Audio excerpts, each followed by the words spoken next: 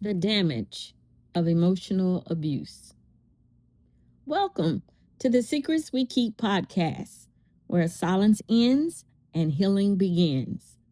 This podcast is for reflection and conversation.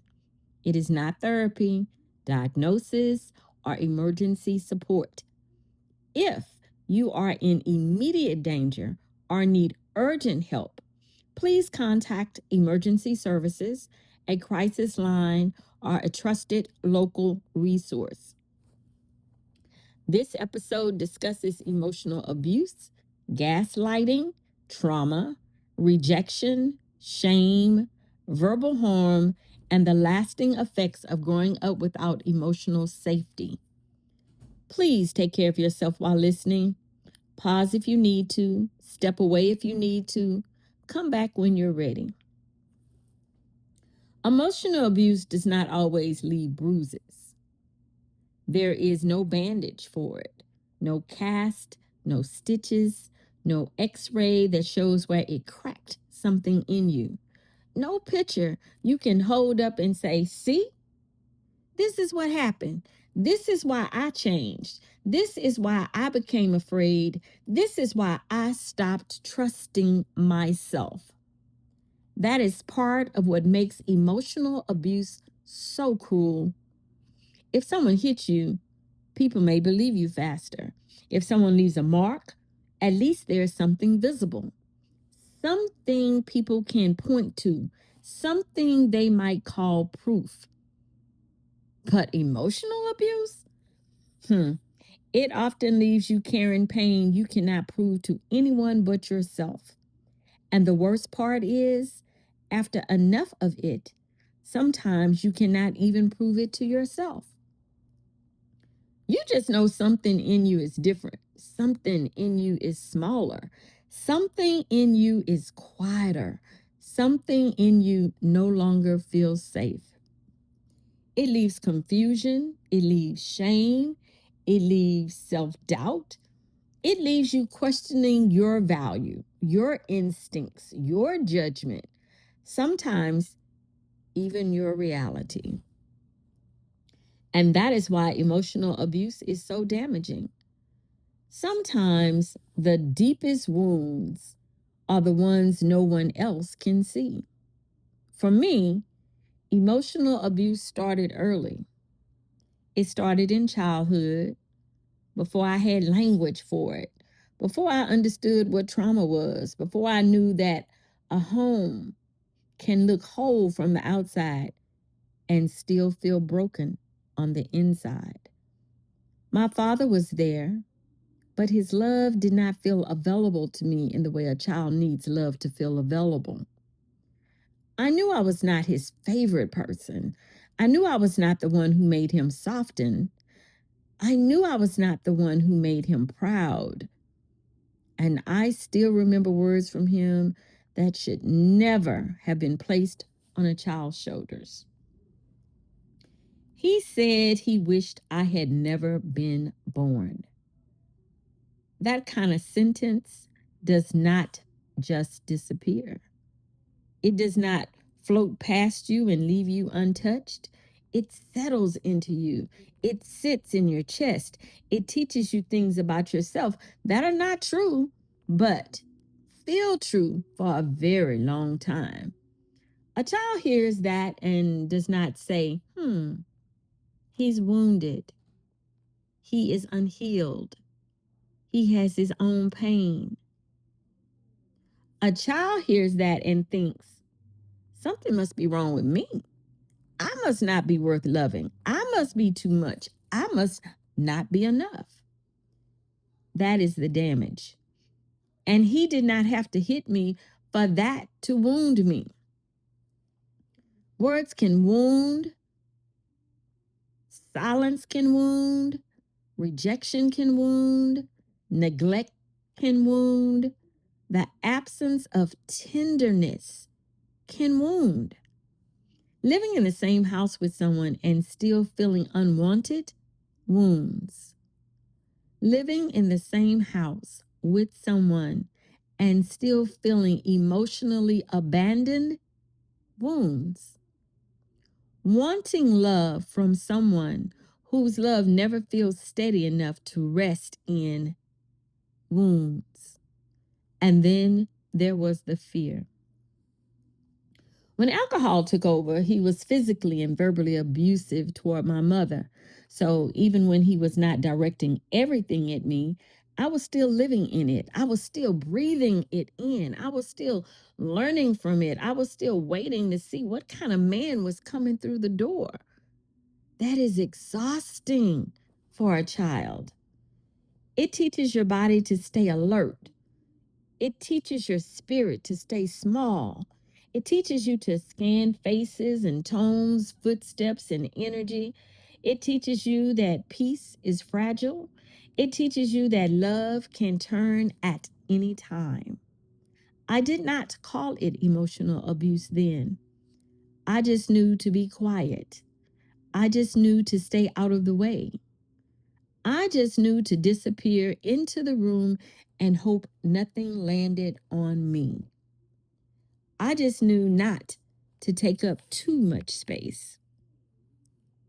And sometimes I think I tried to be funny because maybe some part of me believed if I could make him laugh, maybe I could make him love me. Maybe I could make him lighter. Maybe I could, I don't know, make him gentler. Maybe I could change the mood in that house for just a second. Maybe I could pull some of the heat off my mother. Maybe I could matter in a different way. Sometimes he laughed. Most of the times he did not. And the truth is, I think when I stepped too far outside of my quietness, when I stopped blending into the wall, when I left too much of myself show, it irritated him. That does something to a child.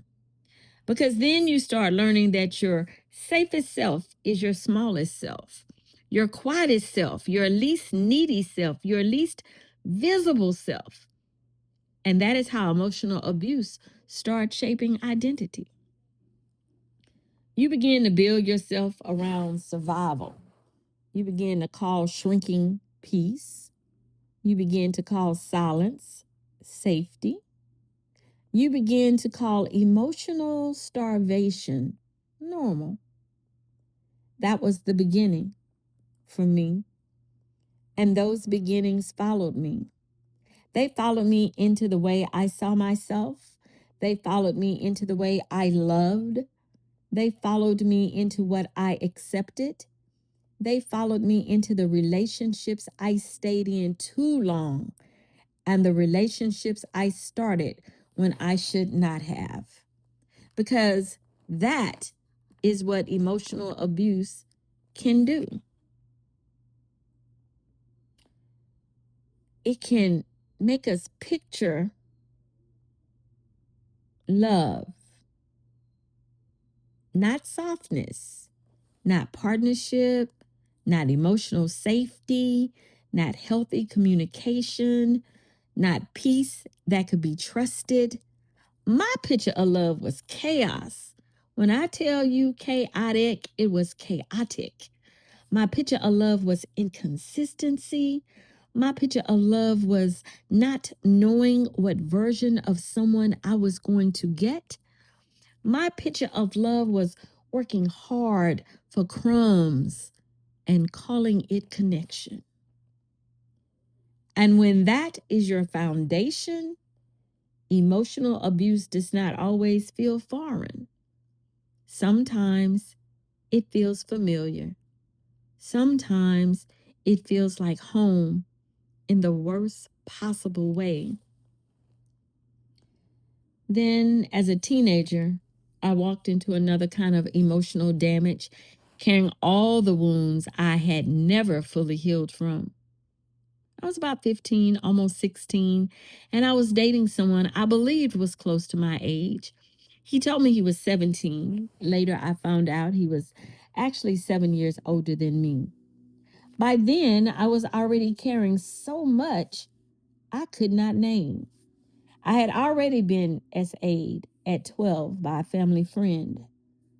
My trust, It had already been shattered early. My body already knew fear. My heart already knew betrayal. My spirit already knew what it felt like to carry something too heavy for a child. So when I met this person and he seemed sweet, attentive, charming, musical, present, it landed in a place that was hungry. Hungry to be seen, hungry to be chosen, hungry to feel special, hungry to believe maybe this time something good had found me. We went on drives, we went on walks, we went to the movies. He came to my house. He presented himself like a gentleman. But I know now I was not meeting the real person. I was meeting the representative. And that is one of the most dangerous things about emotional abuse. It rarely introduces itself honestly. It does not show up and say, I am going to confuse you. I'm going to lie to you. I'm going to make you question yourself until your own voice sounds unfamiliar. Nope. It arrives dressed as what you have been longing for. It arrives looking thoughtful. It arrives sounding warm. It arrives feeling like relief. And if you have been starving emotionally, relief can feel like love. But over time, little things started feeling off. We saw each other mostly at night. I told myself it made sense. He worked, I was in school. That explanation fit. But even then, something stayed unsettled in me. He did not work weekends, and still the relationship stayed shadowed in ways I could not fully explain. One day, his younger brother told me the truth. He told me this man had a serious girlfriend who was in college. And when I brought it up, I did not get truth. I did not get accountability. I did not get honesty. I got denial. I got confusion. I got blame. Suddenly, I was the irrational one. I was the one making something out of nothing. I was the one asking the wrong questions. I was the one choosing not to trust. I was the one who felt crazy. That is gaslighting. And gaslighting is devastating because it does not just attack the issue, it attacks your relationship with your own mind. It makes you question your eyes. It makes you question your instincts. It makes you question the thing in you that knew something was wrong. I remember turning inward on myself.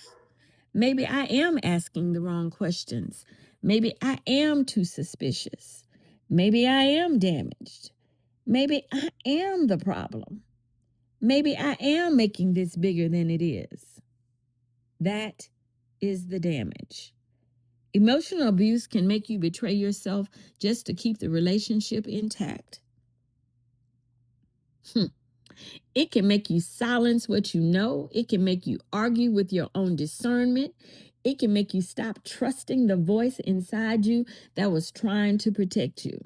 And when you already come into that situation wounded, it lands harder because it did not land on someone who felt whole. It did not land on someone whose self worth was sturdy. It landed on a girl who already knew rejection, a girl who already knew fear, a girl who had already watched violence, a girl who had already learned that love could be conditional, unstable, and unsafe. So, when more hurt came, it landed on wounds that were already open. And that matters because emotional abuse often grows best in places where there is already pain. It takes hold where worth has already been questioned. It feeds where loneliness has already lived. It echoes where silence has already taught you to doubt yourself. And what it leaves behind is not always easy to explain. It can leave you ashamed of what you accepted. It can leave you embarrassed by how long it took you to see. It can leave you treating yourself like you do not matter because somewhere deep down you have started believing maybe you do not. That was part of my reality too. I did not treat myself well. I did not treat my body well. I was not in a good place physically or mentally. Because when emotional abuse meets old trauma, it starts agreeing with every lie you were already carrying. You are not enough.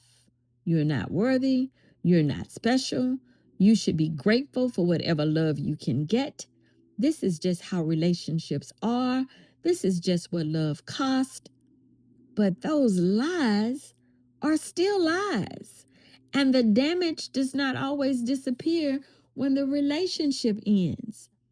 That is another truth people do not talk about enough. The person can leave and the echo can stay.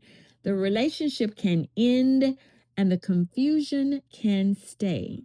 The arguments can stop and the self doubt can stay. The abuse can be over and your nervous system can still be living like it is not. For me, some of that damage is still something I have had to fight through and work through. I've had to build myself back up. I have had to keep learning who I am underneath the pain, underneath the patterns, underneath the things I accepted because I thought that was all I deserved. I've had to ask myself hard questions. Why did I accept that? Why did that feel familiar? Why did I stay quiet? Why did I not trust myself sooner? What wound was I still trying to solve through other people? This is one reason this work matters so much to me. It is one reason I keep writing. It is one reason I keep speaking. Because so many women take so much and receive so little. So many women carry invisible pain.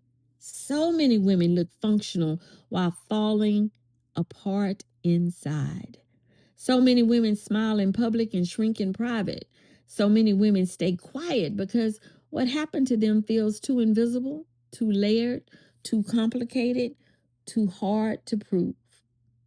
But just because it is hard to prove does not mean it was not real. Just because no one else can see the wound does not mean the wound is not there. Just because you survived it does not mean it did not damage you. The damage of emotional abuse is real. It is in the confusion.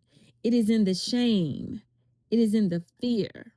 It is in the loss of self-trust. It is in the way you keep hearing those old voices even after the room is empty. But healing is real too. Healing begins when you stop minimizing what happened.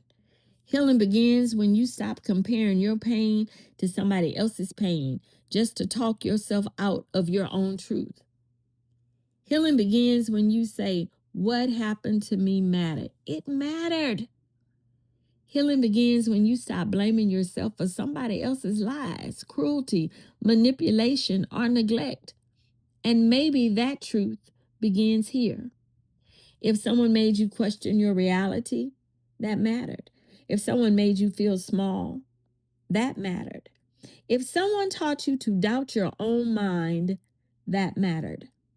If someone lied, denied, blamed, manipulated, and confused you until you no longer knew which way was up, that mattered. Those wounds count too. Closing. I was thinking about it and I was going to do some reflection questions, but I think this episode is reflection in itself. I think listening to it one time and then taking time out to listen to it again, you will have questions that you will want to reflect on. So I want to thank you for spending this time with me today. This is the Secrets We Keep podcast, where silence ends and healing begins. Until next time, be gentle with yourself, tell yourself the truth, and remember, protect your peace, speak your truth, and keep choosing healing.